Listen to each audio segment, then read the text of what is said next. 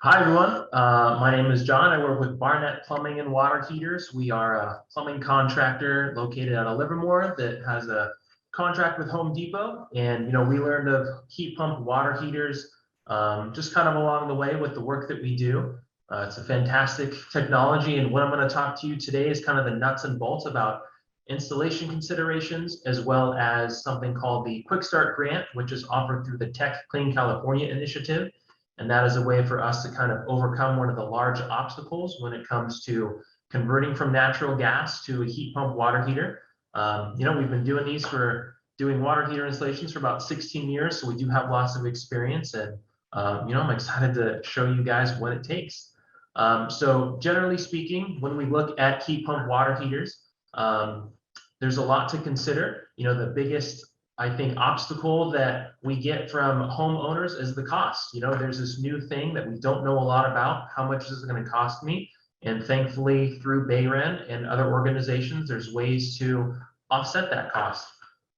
So Emily, if you could please pull up the first photo of the 80-gallon heat pump water heater in the garage, or outside closet works. That's great too. So this is a Rheem 80-gallon heat pump water heater installed in an outside closet. There was an atmospheric natural gas water heater that used to be in its place. And this is a conversion that we did. The unit itself is pretty similar. If you'll look at it, there is a heat pump motor on top, which, I can go kind of a high level. The heat pump works like a refrigerator in reverse, where it draws all the warm ambient air from the surrounding unit, compresses it, and shoves it into the tank. And that's how the heat pump operates to provide hot water inside the unit.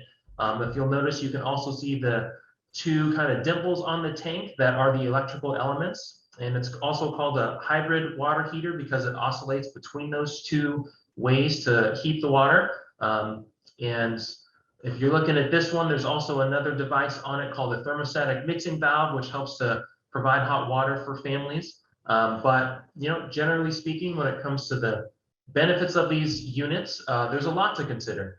So for instance, Rheem, who's the manufacturer of this one, suggests that the ProTerra Hybrid, which is this model specifically, uses 75% less energy than a standard electric water heater. And that's to help minimize the impact of the environment, which is great. On average, they're about 4 times as efficient than an electric standard resistance tank, and that's the same for gas tankless units. Water heaters are rated by something called the uniform energy factor, and on average, gas tankless is going to have 0.96 UEF, and a heat pump water heater typically ranges between 3 and 4 UEF. So, if a homeowner's ever considered or considering efficiency, we talk to them about heat pump technology because it's 4 times as efficient, and that's something that is great to consider moving forward. And on an average yearly cost benefit to the customer, Rheem also claims that using that technology will save them about $491. So over the lifespan of the tank, which is about 10 years, that's nearly $5,000 of savings to the homeowner. So it's energy efficient, it saves them money, really great benefits. And so when it comes to the installation of these items, it is relatively straightforward to a natural gas standard tank. This one in an outside closet, luckily, was able to kind of be a plug and play. There are lots of other items to consider, but this, we're able to remove the tank, the natural gas tank, cap off the gas line, cap off the existing venting, and then place this in there as the new unit. And you can also see, I don't know how technical everyone is watching this, but you can also see the recirculation pump that we have there, which was a preference of the customer. Also helps to deliver hot water to them very quickly. So when it comes to replacing these, a lot of customers ask about natural gas tankless, and we try to refer to them to heat pumps in its place. And some of the other benefits that we get for those are time-sensitive rebates. I think all of you are aware of the BayREN rebates that are offered through counties. There's also some state rebates. There's some tax breaks that are offered the next tax fiscal year as well. And some of the other benefits are that you remove one more gas appliance from the home, and it has a 10-year warranty. A lot of natural gas water heaters have a 6 or 9 year warranty. So, it's a longer warranty on the tank. That way, if something breaks down or if you need help, it's not money out of your pocket to try to fix the issue. Those are all benefits to consider. Some of the drawbacks and obstacles are that it's still a relatively new technology when compared to natural gas. So I think a lot of customers in the area we work with in the Silicon Valley are skeptical to see how long it would last. But, we talked to them about that. It's also, when you compare just apples to apples, it is more expensive than a natural gas like-for-like water heater replacement. But that's where the incentives come in. And, it does save them money overall. And then it does rely on electricity, which is, no surprise to anybody. But some of the concerns that we get are, especially in California, what if PG&E turns my electricity off because of a wildfire concern? Or what if there's a rolling blackout? That's definitely something that we have talked to them about and a concern that they have as well. But, at the end of the day, we're trying to figure out the best way to be able to help them with that. And another concern that some customers have are the noisy motor. We've checked in with several customers that we've installed water heaters with, and they say that they don't really notice the difference. Obviously, the picture you're looking at is in an outside closet, so it may be more difficult to hear a noisy motor if it's on. But we also installed an 80-gallon heat pump water heater in a garage, and we checked in with that customer, and they said, yeah, I don't really notice any sort of noisy motor that is keeping us up at night when it's on, or if I'm on a Zoom call at work, there's nothing interruptive like that. So yeah. And when it comes to specific obstacles of the heat pump water heater installations, location is one of them. So you see here that this is in an inside or outside closet, and that's pretty great. The warm ambient air is able to be collected and compressed into the tank. For those of you who don't know, if I had this in an inside closet within my home, it could very easily feel like I always have an air conditioning on because it's constantly drawing out that warm air within my house, compressing it in the tank. And so one of the obstacles that we try to overcome with that is understanding that if it's inside the house, your house is going to be cold pretty often. So we talk about, potentially moving the tank for customers to an outside closet or to the garage. Since you're no longer dealing with gas, you don't have to reroute a gas line. You do have to reroute water lines, but when it comes to the installation, customers seem to be okay with that consideration. Size of tanks is also a concern. For those of you who don't know, let's say, for example, I have a 40-gallon natural gas water heater, and I want to convert to a heat pump water heater. Well, there's something called a recovery rate. And what that means is that, as hot water is drawn out of the tank and new water enters into it, the gas water heater will heat up that new water significantly faster than a heat pump water heater will. And that's just the nature of the beast. That's where the phrase "we're cooking with gas" comes from. So in order to offset that slower recovery rate that the heat pump water heater introduces, manufacturers recommend that you upsize to a larger tank. So if I have a 50-gallon natural gas water heater, I'll upsize to a 65 or an 80-gallon heat pump water heater. And that's one way to kind of offset the recovery rate, so I don't feel like I'm running out of hot water, even though I have a bigger tank. And another consideration is something called a thermostatic mixing valve, which will extend the first hour rating capacity of the water heater. What that does is mix a little bit of cold water in with the hot water as it comes in. That way, the water you receive at your fixture, whether that's a shower or a sink, is something appropriate and something that's not going to scald you, while also being able to produce enough that you don't feel like you're running out of that hot water. So another current obstacle is the supply. We've noticed that manufacturers are dealing with long waits for being able to supply their heat pump water heaters.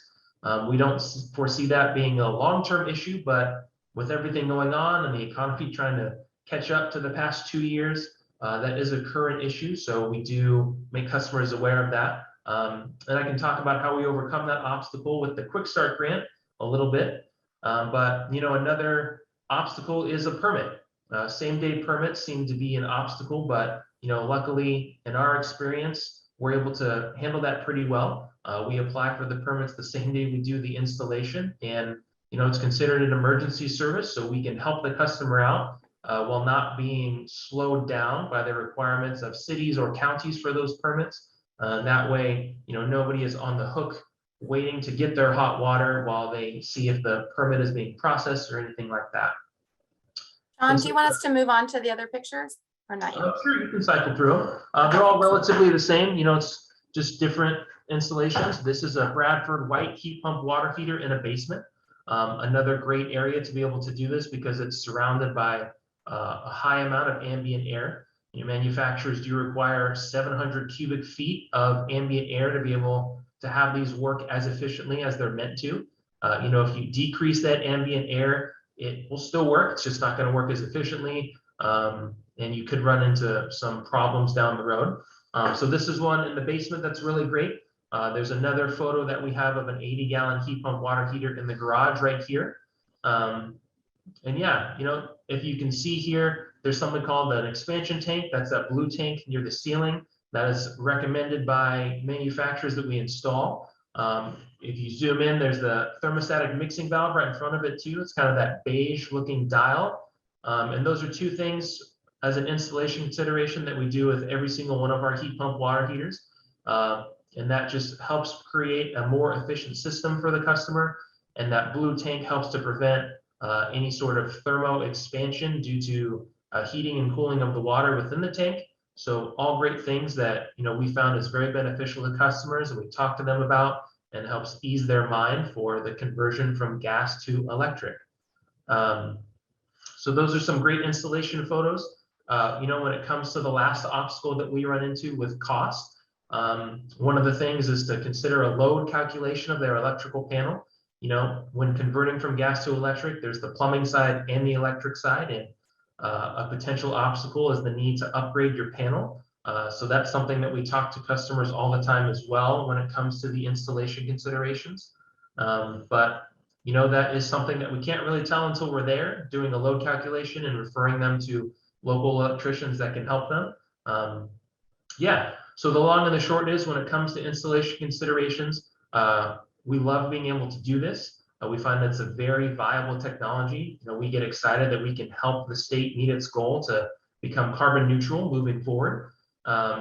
It's just a great option for those who are energy conscious and who want a system that's going to keep providing them with hot water. So, John, in the last minute, can you talk about your Quick Start grant project? Yeah, absolutely. So through the Tech Clean California initiative, there's something called the Quick Start grant. And what that is a grant given to contractors to be able to help achieve these programs. And one of the obstacles that we found with customers is that if I want a heat pump water heater installed in my home, that's great. But if I have a leaking gas water heater, I don't want to wait for an electrician to come out, for you to assess everything, to wait for the heat pump water heater. So what do I do? Well, what we created was called a loaner water heater program. And what that means is that we can come in and install a loaner natural gas water heater. That way we get you with hot water again, it's not leaking. And while that loaner is in place, we can order the new heat pump water heater, you can get the electrical done, we can size up everything and assess it and get that squared away. That way you have hot water again, and you're not waiting for something to happen down the road. We very much understand how important it is for the customer to, one, have hot water, and two, not have a leaking system. So the loaner water heater allows us to kind of overcome that obstacle of, I need something today, I need a solution now. So this loaner natural gas water heater we can install for you. That way you can still achieve your goal of having a heat pump water heater installed later down the road, and you're not, in a bind in an emergency situation. So we found that to be very beneficial. It's working out very well. We've done a few of them already, and it seems to be a win-win for everyone. And the Quick Start grant is a great way for us to be able to help customers achieve their goal. Great, thank you. You had one more photo of a 50-gallon tank, but I think that unless you have any comments to add about this one, it's just a smaller version of what we saw before, I think. Exactly.